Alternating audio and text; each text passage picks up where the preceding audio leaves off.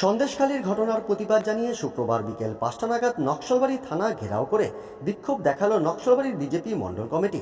এদিন নকশালবাড়ির দলীয় কার্যালয় থেকে মিছিল করার পর থানার সামনে এসে বিক্ষোভে ফেটে পড়েন বিজেপির কর্মীরা। পরে থানায় ঢুকতে গেলে বাধা দেয় পুলিশ। শেষে থানার সামনে বসেই বিক্ষোভে ফেটে পড়েন বিজেপির কর্মীরা। পরিস্থিতি নিয়ন্ত্রণে উপস্থিত ছিলেন এসডিপিও নকশালবাড়ি অচিন্ত গুপ্ত, সিআই নকশালবাড়ি সৈকত ভদ্রসহ পুলিশের আধিকারিকেরা।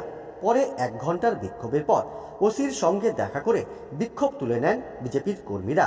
মিছিলে উপস্থিত ছিলেন জেলা সম্পাদিকা ববিতা ছেত্রী, জেলা যুব সভাপতি অরজিৎ দাস, মহিলা নেত্রী মনীষা সরকার মণ্ডল সহ সভাপতি মংলু রায় সহ অন্যান্যরা। জানেন যে সন্দেশখালীতে যে ঘটনা ঘটেছে, যেভাবে হিন্দু ঘরের মা বোনেদের উপরে অত্যাচার, শেখ শাহজাহান থেকে শুরু করে তার সাঙ্গপাঙ্গরা যেভাবে রাতের বেলায় পার্টি অফিসে ডাকার নাম করে তাদেরকে শারীরিকভাবে নিগ্রহ করা থেকে শুরু করে ভোগের সামগ্রী হিসেবে বানিয়ে তুলেছিল সন্দেশখালীর মা বোনেদের। এই চিত্র শুধু সন্দেশখালী নয়, সারা পশ্চিমবাংলার প্রত্যেকটা জায়গায় জায়গায় এই ঘটনা আমরা দেখতে পাচ্ছি। সেই জায়গায় দাঁড়িয়ে আমাদের গতকালকে এসপি অফিস এবং কমিশনারেট অফিস ঘেরাও ছিল সারা বাংলা জুড়ে।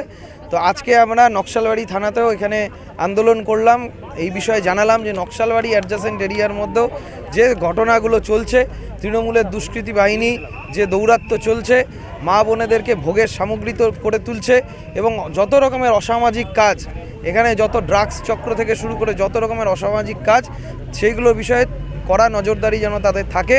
নাহলে পরে আমাদের আন্দোলন যেরকম আছে আমরা আরও বৃহত্তর স্তরে সেটাকে নিয়ে যাব। আজকে তো বিজেপি ফ্যাক্ট ফাইন্ডিং টিমকে আটকে দেওয়া হয়েছে। ফ্যাক্ট ফাইন্ডিং টিমকে আটকে দিচ্ছে, তার কারণ হচ্ছে পশ্চিমবাংলায় কি পরিস্থিতি আছে সেই পরিস্থিতিটা আজকে সাধারণ মানুষরা জানতে পারছে।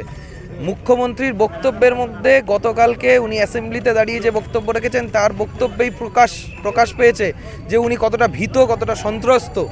বাংলার মানুষ যে জাগছে, বাংলার মানুষ যে আওয়াজ তুলছে, এই আওয়াজকে রোখার জন্য ফ্যাক্ট ফাইন্ডিং টিম থেকে শুরু করে বিজেপিকে সর্বস্তরে আটকানো, এই আটকে রেখে আর কিছু লাভ নেই।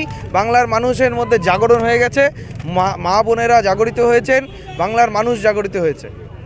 কি কথা হলো এখন এনারা পরিষ্কার বলছেন যে আমরা আমাদের কাজ করছি, কিন্তু কোথাও কোনো কাজের চিত্র দেখা যাচ্ছে না।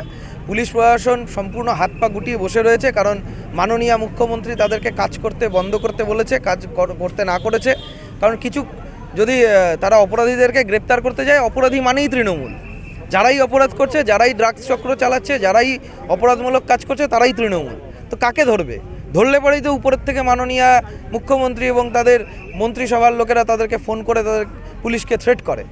তো এই জায়গায় দাঁড়িয়ে পুলিশ রয়েছে এবং আমরা মনে করি বিজেপি একমাত্র বাংলাতে সুশাসন আনতে পারে। সোনার বাংলা গড়তে আমাদের লড়াই চলছে আর আমাদের লড়াই চলবে।